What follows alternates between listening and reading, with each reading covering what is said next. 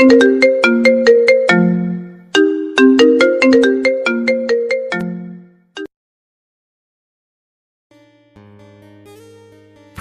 নতুন নতুন ভালোবাসার গল্প পেতে আমাদের চ্যানেলটি সাবস্ক্রাইব করে বেল বাটনে ক্লিক করুন।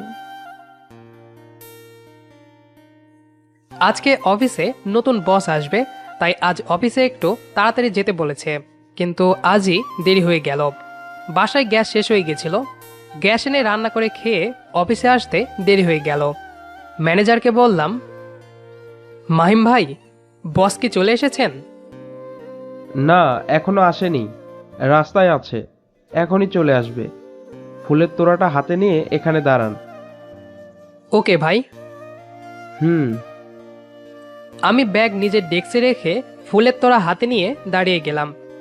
তারপর ম্যাডাম আসলে তাকে শুভেচ্ছা জানিয়ে নিজের ডেস্কে এসে কাজ শুরু করলাম। আধা ঘন্টা পর মামুন পিয়ন এসে বলল, স্যার, নতুন ম্যাম আপনাকে ডাকে। যাইতেছি। আসতে না আসতেই ডাকাটাকি শুরু করে দিয়েছে, অভদ্র মহিলা কোথাকার। May I come in ma'am? Yeah, come in. Madam, আমাকে ডেকেছিলেন? কাজ কেমন চলছে? জি, ভালোই। বিয়ে করেছো? দুঃখিত ম্যাম, আমার ব্যক্তিগত কোনো তথ্য আপনাকে দিতে পারবো না।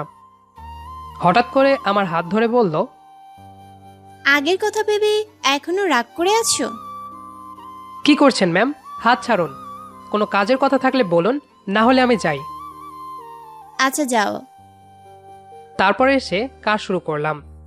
অফিসের লাঞ্চ টাইমের 10 মিনিট পর মামুন আসলো। স্যার, একটা গোপন কথা কইতে আসলাম। কি গোপন কথা? বলে ফেল। একটু আগে ম্যাডাম আমাকে তার রুমে ডাকলো, তো তারপর আপনার কথা শুনলো। আমার কি কথা শুনলো? এই যে শুনলো আপনি কেন লাঞ্চ করতে যাননি। তুই কি বলেছিস? আমি তো জানি আপনি টিফিন নিয়ে আসতে পারেন না, তাই লাঞ্চ টাইমে কাজ করে অফিস ছুটির আগেই বাড়িতে চলে যান, তাই বলেছি। ভালো করেছিস। আরও আছে। তারপর ম্যাডাম বলল, আপনি কেন টিফিন নিয়ে আসতে পারেন না। তারপর আমি বললাম, আপনি এই শহরে একা থাকেন, তাই টিফিন নিয়ে আসতে পারেন না। বাহ, তুই তো আমার পুরো বায়োডাটা ম্যাডামকে দিয়ে দিয়েছিস। আসলে আমি তো মিথ্যা কথা বলতে পারি না, তাই ম্যাডাম যা জানতে চেয়েছে তাই সব বলে দিয়েছি। ভালো করেছিস। এখন যা, কাজ করতে দে আমাকে। অতঃপর মামুন চলে গেল। আসলে মামুনকে আমি ছোট ভাইয়ের মতো দেখি, তাই ওর সাথে সব শেয়ার করি। আর এই ম্যাডামের নাম হলো নীলা। ইনার সাথে আমি একসময় প্রেম করতাম, কিন্তু তিনি তার ক্যারিয়ার তৈরির জন্য আমাকে ব্লক দিয়ে বিদেশ চলে গেছিল। তারপর আমিও নিজের ক্যারিয়ার গোছাতে শুরু করলাম। এক পর্যায়ে পড়াশোনা শেষ করে এই চাকরিটা পেলাম। এখন সবকিছু ভালোই চলছে, কোনো রকম কোনো ঝামেলা নাই। বর্তমান নিয়ে অনেক ভালো আছি। তাই অতীতের বাজে সময়গুলো আর ফিরিয়ে আনতে চাচ্ছি না। কি বোঝাতে চাইছি নিশ্চয় বুঝতে পেরেছেন। যাই হোক, অফিস শেষ করে অফিসের সামনে একটা টি স্টল থেকে 1 কাপ চা আর একটা রুটি খেলাম। তারপর মামুনের জন্য অপেক্ষা করতে থাকলাম। মামুন আর আমি একই এলাকাতে থাকি, প্রতিদিন একাই যাই, কিন্তু আজ যেতে ইচ্ছে করছে না। হঠাৎ নীলা ম্যাডাম গাড়ি নিয়ে আসলো। গাড়িতে ওঠো, তোমাকে পৌঁছে দেই। কোথায় পৌঁছে দেবেন ম্যাম? তোমার গন্তব্যে। আমার গন্তব্য আর আপনার গন্তব্য বিপরীতমুখী, সো আপনি যেতে পারেন। তবুও গাড়িতে আসো, তোমাকে তোমার গন্তব্যে পৌঁছে দিয়েই আমি আমার গন্তব্যে ফিরব। আমার গন্তব্যে হেঁটে যাওয়া ছাড়া বিকল্প কোনো উপায় নেই। ওহ, তাহলে আর কি, যাও। ম্যাডাম গাড়ি নিয়ে চলে গেল।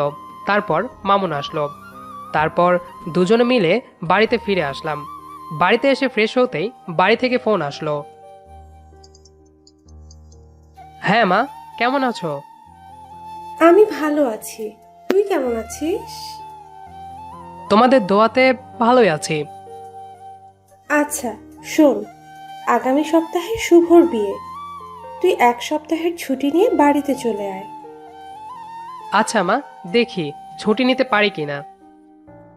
ছুটি না দিলে চাকরি ছেড়ে চলে আসবি। তোকে আর চাকরি করতে হবে না।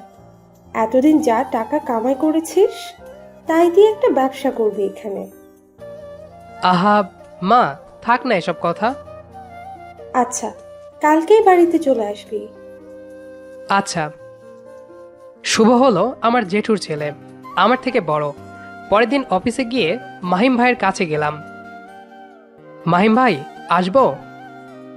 হ্যাঁ তানভীর, আসো। বলছি ভাইয়া, আমার তো ছুটি লাগতো, আমি কি আপনাকে মেল করে দিব? আমাকে নয়, নীলা ম্যাডামকে মেইল করবে, কারণ আপাতত অফিসের সবকিছু উনি সামলাবেন। আচ্ছা ভাই। অতঃপর নিজের ডেস্কে এসে নীলাকে মেল করে দিলাম ছুটির জন্য। মেল করা 20 মিনিট পরেই নীলা ম্যাডামের রুমে ডাক পড়ল। আসবো ম্যাডাম? হ্যাঁ আসো। কিছু বলবেন? আমার 1 সপ্তাহ ছুটি লাগতো ম্যাম। 1 সপ্তাহ ছুটি কি করবে? ম্যাডাম, আমি সব তথ্য মেইলে লিখে দিয়েছি। দেখেছি। আমাকে দাওয়াত দিবেন না বিয়েতে? ম্যাডাম, বিয়েটা আমার কাজিনের, আমার বিয়েতে আপনাকে নিশ্চয় দাওয়াত দিব। আমি না আসলে তোমার বিয়ে হবে কি করে? কি বললেন? কিছু না, তুমি যাও, তোমার ছুটি কনফার্ম। ওকে। তবে ম্যাডাম, যাওয়ার আগে কিছু কথা বলি। হ্যাঁ বলো। এই যে আপনি আমাকে প্রতিদিন কারণ ছাড়া আপনার কেবিনে ডাকেন, এটা কিন্তু অফিসের কোনো স্টাফ ভালোভাবে নেয় না। আপনি বিদেশ থেকে পড়াশোনা করেছেন, ব্যাপারটা আপনি বুঝবেন আশা করি। আর হ্যাঁ, আমার দিকে নজর না দিয়ে নিজের কাজের প্রতি নজর দেন, দেখবেন অনেক বড় বড় কোম্পানি থেকে কাজের অফার পাবেন, আর একদিন দেশের নামকরা ব্যক্তি হবেন। কথাগুলো বলে নিজের ডেস্কে চলে আসলাম। আসার সময় দেখলাম নীলা কাঁদছিল। কাঁদুক, তাতে আমার কিছু যায় আসে না। প্রতিদিনের মতো অফিসের কাজ শেষে বাসাতে ফিরে আসলাম। অফিস থেকে ফিরলেই মা প্রতিদিন ফোন করে, আজও সেটাই। হ্যালো। হ্যাঁ, বাড়িতে রওনা দিবি কখন? এই তো মা, ব্যাগপত্র গোছাচ্ছি, একটু পর রওনা দিব। ও, আসতে বেশি রাত হবে? না, ট্রেনে আসছি, তাড়াতাড়ি পৌঁছাবো। আচ্ছা, সাবধানে আসিস। ট্রেনের ভিতর বসে বাদাম চিবোচ্ছি।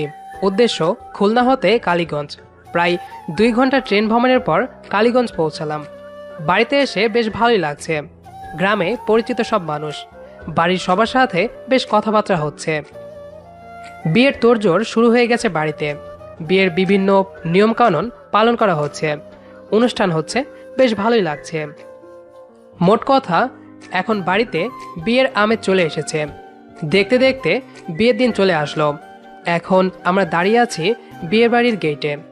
বেশ কয়েকটা মেয়ে আছে গেটের ভিতর, আর আমরা গেটের বাইরে। গেটের ভেতরে একজনকে দেখে কিছুটা হতাশ হলাম। সে হলো নীলা, আমার অফিসের বস। এই মেয়েটাকে দেখলে কেমন যেন অসহ্য লাগে। এই মেয়েটাকে বিরক্তিকর একটা বস্তু মনে হয়। ভেবেছিলাম বিয়ের গেটে বেয়াইনদের সাথে একটু ঝামেলা করব, কিন্তু তা মনে হয় আর করা হবে না। কারণ এখানে কোনো কিছু বলাই বৃথা। কারণ এই কয়দিনে বুঝেছি নীলা আমাকে আবার ফিরে পেতে চাই, তাই আমি যা বলবো তাই মেনে নেবে। কিন্তু আমি আর এই মেয়েটাকে ফিরে পেতে চাই না। আমি বরাবরই অতীতের মূল্যহীন হারিয়ে যাওয়া কিছু ফিরে পেতে চাইনি। নীলা একসময় আমার কাছে মূল্যবান ছিল, তবে নীলা নিজেই নিজেকে আমার কাছে মূল্যহীন করে দিয়েছে। তবে আমার জানতে ইচ্ছে হলো, নীলা এখানে কেন? ভাইয়া, ওই কালো ড্রেস পরা মেয়েটাকে চিনিস? হ্যাঁ চিনি। কেন? কিভাবে চিনিস বল প্লিজ। আরে, ও তোর ভাবির বোন, আমার শালি। ভাবির কেমন বোন? তোর ভাবির নিজের বোন। পছন্দ হয়েছে নাকি? আরে না, তোর শালি আমার অফিসের বস। তাহলে তো ভালোই হলো। আর ভালো? এই যে 2 ভাই মিলে কানে কানে কি বলা হচ্ছে? না, তেমন কিছু না। জিজু, আপনাকে ভিতরে যেতে হলে 5,000 টাকা দিতে হবে। একটু অবাক হলাম, নীলাকে কখনো আমি এভাবে দেখিনি। আমি জানতাম নীলা এসব ইয়ার্কি ফ্যাজলামি পছন্দ করতো না। এই নিন ৬,০০০ টাকা, এবার আমাদের ঢুকতে দিন। অতপর কয়েকটা মেয়ে আমাদের ঢোকার জন্য পথ ছেড়ে দিল, কিন্তু নীলা মুখটা মলিন করে চুপচাপ দাঁড়িয়েছিল। হয়তো আমার কাছ থেকে এমন ব্যবহার আশা করেনি। আজ থেকে ঠিক ৭ বছর আগে যেমনটা আশা না করে পেয়েছিলাম। ভেতরে ঢুকে হবু ভাবির সাথে কথা বললাম, তারপর একটু ঘোরাফেরা করছিলাম। ততক্ষণে বিয়ে শেষ। এবার খাওয়া দাওয়ার পালা। আমি গিয়ে একটা টেবিলে বসলাম। হঠাৎ 2টা মেয়ে এসে বেআইন আসেন, আপনি আমাদের সাথে খাবেন। বলেই হাত ধরে নিয়ে একটা টেবিল এনে বসালো। আমার পাশেই নীলা বসে আছে, আর পুরো টেবিলে আমি ছাড়া ভাইয়ার সব শালিরা। এদের ভাবসাব দেখে বুঝতে পারলাম আজ আমার হালুয়া টাইট করে দিবে এরা। ঠিক তাই করলো। যে যেমন পারছে আমার প্লেটে খাবার তুলে দিচ্ছে, কেউ আবার খাইয়েও দিচ্ছে। ওদিকে বরমহাশয় একা একা বসে আছেন। খাওয়া দাওয়া শেষে আমার পেটের ভেতর মোচড় দিয়ে উঠল। প্রকৃতি বেশ জোরেই ডাক দিয়েছে। অবস্থা ধীরে ধীরে অবনতির দিকে এগোতে লাগলো। কি আর করা, বাইক নিয়ে বাড়িতে চলে আসলাম।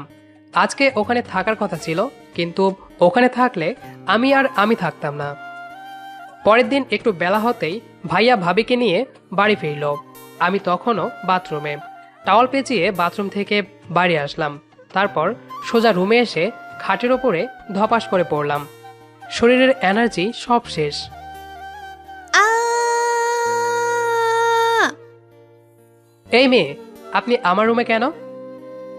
একটু ঘুরতে এসেছিলাম। কারো রুমে পারমিশন ছাড়া ঢুকতে নেই, এটা নিশ্চয় জানেন। আর একই পারমিশন ছাড়া রুমে ঢুকেছেন, আবার আমার ফোন নিয়েছেন কেন? এমনি। দেখুন, এখানে আপনি আমাদের অতিথি হিসেবে এসেছেন, তাই তেমনভাবেই থাকবেন। এর থেকে বেশি কিছু হলে খুব খারাপ হবে। আমরা কি আবার নতুন করে শুরু করতে পারি না প্লিজ? দেখুন মিস নীলা, আমার মেজাজ খারাপ করাবেন না, তাহলে কিন্তু খুব খারাপ কিছু করে ফেলবো। প্লিজ তানভীর, একটা বার ভাবো। এই বেয়াদব মেয়ে, তোর কানে কথা যায় না? যা আমার রুম থেকে।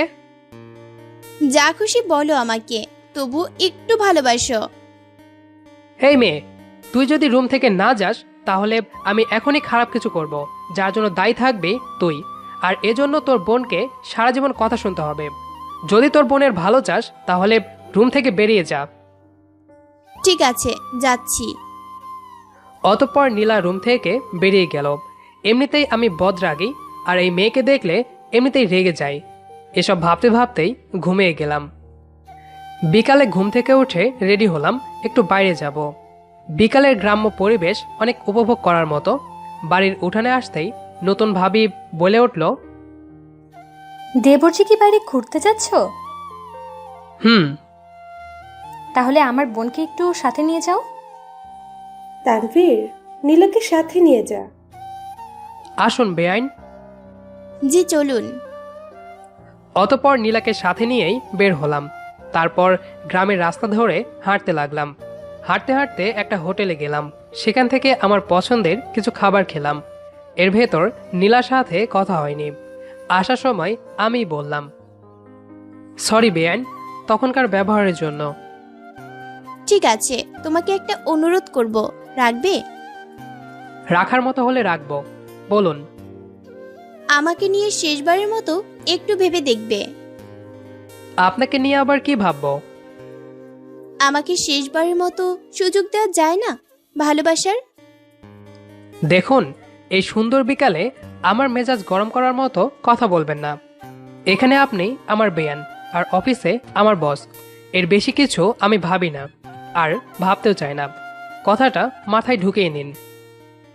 নীলা আমার কথার বিপরীতে কোনো কথা বলল না, চুপচাপ হেঁটেই বাড়িতে ফিরে আসলো। পরের দিন বাড়িতে বৌভাতের অনুষ্ঠান, বাড়িতে অনেক লোকজন। নীলা আজকে আমার পছন্দের সব কিছু দিয়েই সেজেছে, হয়তো আমাকে ইমপ্রেস করতে। কিন্তু ও হয়তো বুঝেনি আমার মনটা এখন আস্তে একটা পাথর, যেখানে অনুভূতি বলে কিছু নেই। খাওয়া দাওয়া শুরু হয়েছে। বৌভাতে ভাইয়ার সব শালিরা এসেছে। আমি তাদের নিয়ে একটা টেবিলে বসলাম। সেদিনের প্রতিশোধ তুললাম আজকে। বিয়ের অনুষ্ঠান ভালোভাবে শেষ হলো। নীলাও বাড়ি চলে গেছে। 2টা দিন বাড়িতে শান্তিতে কাটালাম, তারপর আবার ফিরে এলাম সেই চিরচেনা শহরে। এসে আবার আগের রুটিনে জীবন চলতে লাগলো। আগের মতোই নীলা অফিসে আমাকে জ্বালাচ্ছে। আজও তার কেবিনে ডেকেছে আমাকে। ম্যাডাম, আসবো? হ্যাঁ, আসো। কি বলবেন বলুন। আগামীকাল আমরা অফিসের কাজে কক্সবাজার যাচ্ছি, সো সকাল সকাল ব্যাগপত্র নিয়ে চলে আসবে। ম্যাডাম, আপনি হয়তো জানেন বাইরের কাজের জন্য লোক আছে অফিসে, আর আমাকে অফিসে নিয়োগ দেওয়া হয়েছে। সব আমার বাইরে যাওয়ার কোনো প্রশ্নই ওঠে না। আমার মনে হয়েছে তোমাকে দরকার আছে ওখানে, তাই তোমাকে যেতে হবে। দুঃখিত ম্যাডাম, আমি যেতে পারবো না। বলেই নীলার কেবিন থেকে বেরিয়ে আসলাম। তারপর বাকি কাজগুলো করছিলাম, তখন মাহিম ভাই আসলো আমার ডেস্কে। তানভীর সাহেব, কাল আপনাকে কক্সবাজার যেতে হবে অফিসের কাজে। কিন্তু স্যার, আমাকে জয়েনিংয়ের সময় বলা হয়েছিল আমাকে শুধু অফিসের কাজের জন্য নিয়োগ দেওয়া হয়েছে, তাছাড়া বাইরের প্রজেক্টের জন্য আলাদা লোক নিয়োগ দেওয়া আছে। তারা সবাই অন্য প্রজেক্টে যাবে, লোক সংকট, তাই আপনাকে যেতে হবে। সিও ফোন করে বলেছে। ওকে স্যার, আমি যাব। তাহলে আপনি এখন অফিস থেকে গিয়ে সবকিছু গুছিয়ে নেবেন, আর কাল সকাল 7টার ভেতর অফিসে চলে আসবে। ওকে। অতঃপর অফিস ব্যাগ পিঠে বাঁধিয়ে বেরিয়ে পড়লাম। তবে একটা বিষয় পরিষ্কার, কক্সবাজারে আমাকে অফিসের কাজের জন্য নিয়ে যাওয়া হচ্ছে না, কারণ আমি বাইরের প্রজেক্টের ব্যাপারে একদম অদক্ষ। আর নীলা কোম্পানির বস হিসেবে কোনোদিন চাইবে না একজন অদক্ষ লোক নিয়ে কাজ করে প্রজেক্ট হাতছাড়া করতে। বাসায় এসে খাওয়া দাওয়া করে ব্যাগপত্র গুছিয়ে ঘুমিয়ে পড়লাম। পরের দিন সকাল 7টায় অফিসে হাজির হলাম। প্রজেক্টের কাজে আমি ছাড়া নীলা, লিপি আর মাহিম সাহেব যাবে। আমরা অফিসের গাড়িতেই যাব। মাহিম সাহেব ড্রাইভ করছেন, আর তার পাশে লিপি আছে। এরা দুজন দুজনকে ভালোবাসে, তাই আমাকে আর নীলাকে পেছনে বসতে হয়েছে। এই সুযোগে নীলা আমার শরীরের সাথে চেপে বসেছে, যা আমার একদম অসহ্য লাগছে। একসময় নীলা আমার কাঁধে মাথা রেখে ঘুমিয়ে পড়ে। ইচ্ছা করছে একটা চড় মারি। ঘুমন্ত মানুষকে মারতে নেই, তাই ইচ্ছাটা পূরণ হলো না। কিন্তু আমি কাঁধ সরিয়ে নিতেই নীলার ঘুম ভেঙে গেল। এইবার কেমন যেন আমার রাগ বেড়ে গেল, তাই রেগে গিয়ে বললাম, ম্যাডাম, আমার সাথে এত চিপকায় বসছেন কেন?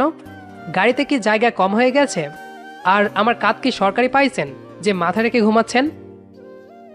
আমার কথা শুনে মাহিম স্যার গাড়ি থামালেন এবং জিজ্ঞাসা করলেন, কোনো সমস্যা তানভীর সাহেব? আমি ম্যাডামের সাথে পেছনে বসতে পারবো না। আচ্ছা, তুমি সামনে আসো, আর লিপি পিছনে যাও। ওকে। অতঃপর জায়গা বদল করলাম। অতঃপর সিটের সাথে মাথা হেলেন দিয়ে শান্তির একটা ঘুম দিলাম। ঘুম ভাঙার 5 মিনিট পর মাহিম স্যার গাড়ি থামালেন একটা হোটেলের সামনে। 2টা রুম বুকিং করা হয়েছে, একটাতে আমি আর মাহিম স্যার, অন্যটাতে নীলা আর লিপি। আমি রুমে ঢুকে ড্রেস চেঞ্জ করে শুয়ে পড়লাম। সন্ধ্যায় ঘুম থেকে উঠে খাওয়া দাওয়া করে রাতে আবার ঘুম। পরের দিন ঘুম থেকে উঠে দেখি মাহিম স্যার পাশে নেই। ঘড়িতে দেখলাম 11টা বাজে। পাশের রুমে গিয়ে দেখলাম নীলা, লিপি নেই। বুঝতে পারলাম ওরা কাজে চলে গেছে। আমি আগে থেকেই জানতাম নীলা আমাকে প্ল্যান করে এনেছে। যা হোক, কক্সবাজার তো বেরোনো হবে। আমি আর দেরি না করে সমুদ্র সৈকতের দিকে বেরিয়ে পড়লাম। সারাদিন ঘোরাফেরার পর বিকেলের দিকে সমুদ্রের পাশে বসে ছবিগুলো ফেসবুকে আপলোড দিলাম। বেশ কিছুক্ষণ পর হঠাৎ পেছন থেকে মেয়ে কণ্ঠ ভেসে আসলো। তোমার পাশে একটু বসতে পারি? আমি ভাবছি নীলা কিভাবে বুঝলো আমি এখানে। পরক্ষণে মনে পড়লো ফেসবুকে ছবি আপলোড করেছিলাম, ওটা দেখেই হয়তো এসেছে। কিন্তু নীলা কি আমার ফ্রেন্ড লিস্টে আছে? থাকতেও পারে। বসুন। ধন্যবাদ। একটা অনুরোধ করব, রাখবে? চেষ্টা করব। আগের মতো তুমি করে বলা যায় না? দেখো, তোমাকে কিছু কথা বলি। তুমি বিদেশ থেকে ডিগ্রি নিয়ে এসেছো, ভালো চাকরি করো, তোমার বর্তমান অনেক উজ্জ্বল। তাহলে শুধু শুধু কেন অতীতের কথা টেনে আনছো? কারণ আমি তোমাকে এখনো ফিল করি, তোমাকে ভালোবাসি। আমি এখন আর তোমাকে ফিল করি না। আর ভালোবাসা, ভালোবাসা তুমি কি বোঝো? যদি আমাকে ভালোবাসতে তাহলে আমাকে ছেড়ে যেতে না। আমি তো তোমাকে ছেড়ে যাইনি। তখন আমি নিজের ক্যারিয়ারের উপর ফোকাস করেছিলাম, তাই বিদেশে গেছিলাম। কেন? আমি কি দেশে থেকে নিজের ক্যারিয়ার তৈরি করিনি? মানলাম তুমি বিদেশে ক্যারিয়ার তৈরি করতে গেছিলে, ওখান থেকে কি আমাদের সম্পর্ক সচল রাখা যেত না? অবশ্যই যেত, কিন্তু তুমি তা করনি। আমি মানছি আমার ভুল হয়েছে, আমাকে ক্ষমা করে দাও প্লিজ প্লিজ। তুমি কোনো ভুল করনি।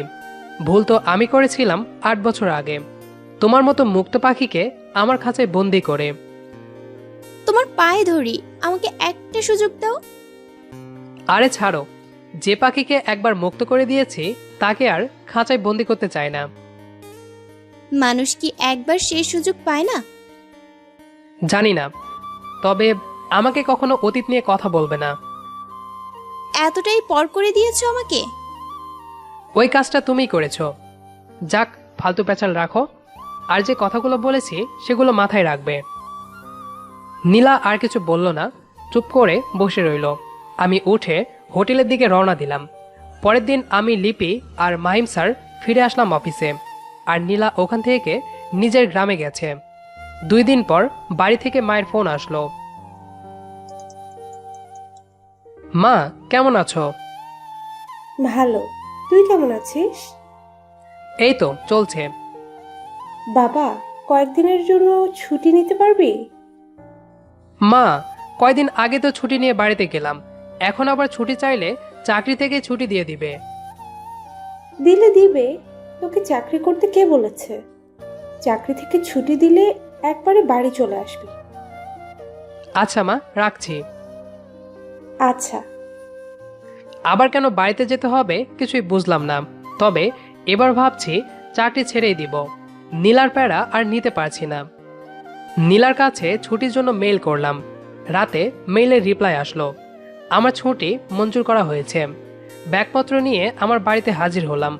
রুমে বিশ্রাম নেওয়ার সময় মা আসলো রুমে। তানভীর, তোকে যে জন্য বাড়িতে এনেছি। হ্যাঁ বলো। শুভর শ্বশুর শাশুড়ি বিয়ের প্রস্তাব পাঠিয়েছে নীলার সাথে তোর বিয়ের জন্য। নীলাকে আমাদেরও পছন্দ। আমরা কাল পাকা কথা বলতে যাব ভেবেছি। মা, আমি তোমাদের কোনো কথা অমান্য করিনি, এটাও করব না। তবে কয়েকটা কথা বলবো, তারপর সিদ্ধান্ত নিবে। ঠিক আছে, বল। মা, আমি তোমাকে কয়েকটা কথা বলবো, তারপর তুমি সিদ্ধান্ত নিবে। ঠিক আছে, বল। মা, নীলা বিদেশ থেকে পড়াশোনা করে এসেছে। ও কখনোই তোমাদের বা আমাকে রান্না করে খাওয়াবে না। আর ও হলো আমার অফিসের বস। এখন আমরা যদি বিয়ে করি অনেক সমস্যা হবে। আচ্ছা, আমি ভেবে দেখব। মা রুম থেকে চলে গেল। জানি না মা কি সিদ্ধান্ত নেবে। রাতে মা, বাবা আর আমি একসাথে খেতে বসলাম। তখন মা বলল, তানভীর, আমরা কাল যাচ্ছি শুভর শ্বশুর বাড়ি। তাহলে নীলার সাথেই আমার বিয়ে দিবা? না, তোর কথাগুলো আমি ভেবেছি। আমার মনে হলো ওর মেয়েকে তোর বিয়ে করে নিয়ে আসা ঠিক হবে না। তবে আমরা বিয়েদের কথা দিয়েছিলাম, তাই আমরা কাল যাব। ঠিক আছে। অতঃপর খাওয়া দাওয়া সেরে রুমে আসলাম। অনেক ভেবেচিন্তে সিদ্ধান্ত নিয়েছি, আমি আর নীলাকে আমার নিজের জীবনে ফিরিয়ে আনবো না। যা চলে গেছে তা গেছে। আমি চাই না এই মেয়েকে আর সুযোগ দিতে। সব চিন্তা ভাবনা শেষে ঘুমিয়ে গেলাম। সকালে ঘুম থেকে উঠে ফ্রেশ হয়ে নিলাম, কারণ নীলাদের বাড়িতে যেতে হবে। অতঃপর আমি, বাবা, মা আর ভাবি মিলে বেরিয়ে পড়লাম নীলাদের বাড়ির উদ্দেশ্যে। নীলাদের বাড়িতে পৌঁছানোর পর আমাদের বসতে দেওয়া হলো। আমি, মা, বাবা 3 জনে বসলাম, আর ভাবি কাজে লেগে গেল। এখানে আসার পর নীলার সাথে একবার দেখা হয়েছে। ওকে দেখে বোঝা যাচ্ছে ও খুব খুশি হয়েছে, কিন্তু ও বেশিক্ষণ খুশি থাকতে পারবে বলে আমার মনে হয় না। এক পর্যায়ে সবাই একসাথে হলো। নীলা নাস্তা দিতে আসলো, আমার কাছে এসেই চোখ মারল। আমি তখন একটা তাচ্ছিল্যের হাসি দিলাম। তারপর মা বললেন, দেখুন বিয়াই, আমরা আপনাকে কথা দিয়েছিলাম আপনার মেয়েকে দেখতে আসবো, তাই এসেছি। তবে আমরা এই বিয়ের ব্যাপারে এগোতে চাই না। কেন? এই ব্যাপারে আর না এগোনোর কারণ? কারণটা আমি বলছি। আপনার মেয়ে উচ্চশিক্ষিত, তার তুলনায় আমি কিছু না। আর আপনাদের হয়তো জানা নেই, আমি যেখানে জব করি আপনার মেয়ে সেখানকার বস। আপনার মেয়ে আমার থেকেও ভালো ছেলে ডিজার্ভ করে, এটাই কারণ। তাহলে বেয়াই আমরা উঠি? হ্যাঁ আসুন, আপনারা যখন চান না তখন আর কথা না বাড়ানোই ভালো। আচ্ছা, আসি তাহলে। অতঃপর আমরা বেরিয়ে আসলাম। আসার সময় দেখলাম নীলার মুখটা কেমন অন্ধকার হয়ে গেছে, আর ভাবি বেশ রেগে গেছে। তবে নীলার বাবা আমার সিদ্ধান্তে খুশি হয়েছে বলে মনে হচ্ছে। তার মুখ দেখে বোঝা যাচ্ছে তিনি কোনো ভুল কাজ করতে যাচ্ছিলেন। আমরা তাকে সঠিক পথ দেখালাম। বাড়িতে থাকাকালীন এক সন্ধ্যায় শুভ ভাইয়া আমার রুমে আসলো। কিরে ভাই, তুই নীলাকে কেন বিয়ে করবি না? সে অনেক কাহিনী। বল আমাকে। অতঃপর ভাইয়াকে সবটা বললাম। কি বলবো ঠিক বুঝতে পারতেছি না, তবে বলতে বাধ্য হচ্ছি। তুই নীলাকে বিয়ে কর। তোর চলে আসার পর থেকে নীলা এখনো কিছুই খায়নি, খাওয়া দাওয়া বন্ধ করে দিয়েছে, ঠিকমতো খাচ্ছে না। এজন্য তোর ভাবি রেগে বলেছে নীলাকে তুই বিয়ে না করলে ও আর এই বাড়িতে আসবে না। আচ্ছা ভাইয়া, তুমি মায়ের সাথে কথা বলো, আমি রাজি। আচ্ছা ভাই। বিয়েতে রাজি হলাম শুধুমাত্র জেঠুর পরিবারের জন্য, কারণ জেঠিমা অসুস্থ, তাই ভাবি না আসলে ওদের অনেক কষ্ট হবে। শেষমেশ নীলাকে বিয়ে করেই নিলাম। বাসর ঘরে ঢুকতেই নীলা আমাকে সালাম করলো। হয়েছে, থাক। দেখো, বিয়েটা করতে তোমরা বাধ্য করেছো আমাকে, তাই আমি তোমাকে মেনে নিতে পারছি না। আমি তোমাকে মেনে নিতে বাধ্য করব। চেষ্টা করে দেখতে পারো, তবে সফল হবে না। নীলা কখনো কোনো কিছুতে অসফল হয়নি। ভালো। অতঃপর আমি ড্রেস চেঞ্জ করে ঘুমিয়ে পড়লাম। শুরু হলো আমার দাম্পত্য জীবন। আমি আর শহরে যাইনি, এখানেই একটা ব্যবসা করছি। তবে অবাক হওয়ার বিষয়, নীলা চাকরিটা ছেড়ে দিয়েছে আর বাড়ির সব কাজ ও নিজেই করে, আর গ্রামের একটা স্কুলে পড়ায়।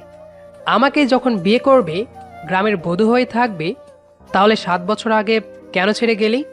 কেনই বা বিদেশ থেকে পড়াশোনা করলি? মেয়েদের মন বোঝা বড় দায়। নীলার এমন পাল্টিয়ে যাওয়া দেখে আমি আবার ওর প্রেমে পড়ে গেছি। আমি নীলার প্রেমে এতটাই বিভোর হয়ে গেছি যে আমাদের ভেতর শারীরিক সম্পর্ক তৈরি হয় একবারের মতো। নীলা আমার বুকে মাথা রেখে শুয়ে আছে। দেখেছো, বলেছিলাম না আমি ভালোবাসা আদায় করে নিব। সেটা আমি করেছি। তা মশাই, আপনার সব রাগ অভিমান গেল কই এবার? তোমার এমন পরিবর্তন আর ভালোবাসাতে সব রাগ অভিমান পালিয়ে গেছে। আচ্ছা, একটা কথা বলো, আমাকে যখন ভালোবাসো, বিয়েও করেছো, তাহলে বিদেশ কেন গেছিলে? তুমি এখন আমার স্বামী, তাই তোমার কাছে কিছু লুকাবো না। আমি বিদেশ গেছিলাম চিকিৎসা করাতে, পাশাপাশি পড়ালেখাও করেছি। কিসের চিকিৎসা? আমার ক্যান্সার ধরা পড়েছিল ফার্স্ট স্টেজে, তাই ডাক্তার বলেছিল উন্নত চিকিৎসা নিলে ক্যান্সার নিরাময় করা যাবে। তাই বাবা আমাকে বিদেশে পাঠিয়েছিল। এই কথাটা তখন আমাকে বলনি কেন? আমি ভেবেছিলাম আমি আর বিদেশ থেকে বেঁচে ফিরবো না, তাই তখন তোমার সাথে ব্রেকআপ করে দেই। সরি।